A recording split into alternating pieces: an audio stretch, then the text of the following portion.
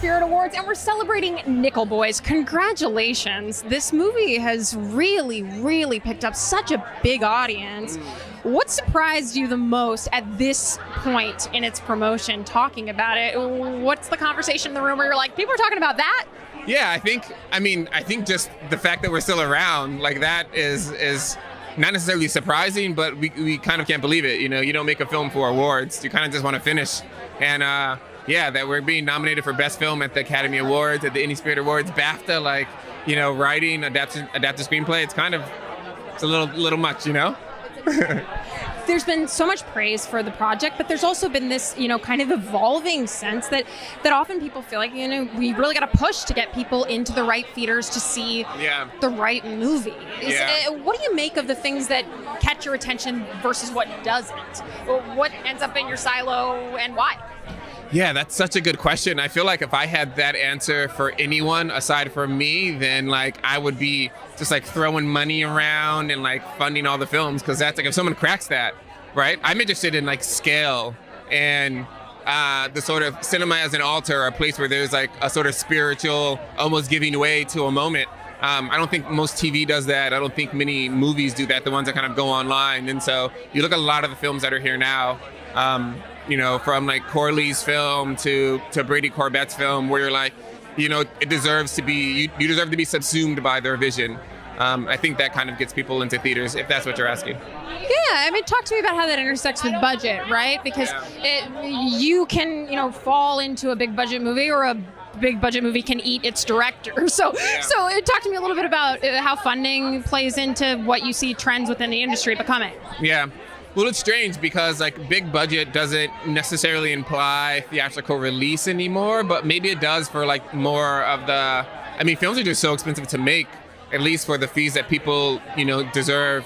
So it's a really, really murky territory. I don't think you need a lot of money to make a film that's cinematic and deserves to be in theaters, but yet, you know, people feel like there's a certain production quality that one needs, and you know, when unions come into play, which are needed, it's just like the budgets are bloated. So it's a strange, I don't have the answers, you know? Not to have you speak for anyone, but I'd be curious to know what you make of this. I mean, people have often talked about the idea that particularly when it comes to underrepresented voices, that there's mentorship given first and that funding comes second. Yeah. Is that your experience? And have you seen that happen with younger filmmakers? And what would you tell them? My experience was more kind of independent, do-it-yourself filmmaking, and then finding funders who are aligned and producers who are aligned with the vision that you kind of already have in place. Because I teach at university, I'm like kind of fundamentally a mentor, and I find that to be invaluable for those who, you know they have a vision but are just really unsure how to get there. Probably the most important part of the mentoring process is trying to figure out what the student actually wants, not what they say they want. Because what they say they want is, I think, very rarely what they actually want. Like, do you want the status of being a filmmaker, or do you want to make great films? Like, do you want your script to explore these ideas, or do you want to use the script and these ideas to make a film so that you can make another film about these ideas? Like, the questions about the depth of one's intention and the source for the drive to make the work, I think really weeds out, you know, how much money you need and what the production scale needs to be. I'll take that paradigm in a different direction and ask you, do you ever find that an audience thinks they know what they want, but the director knows better?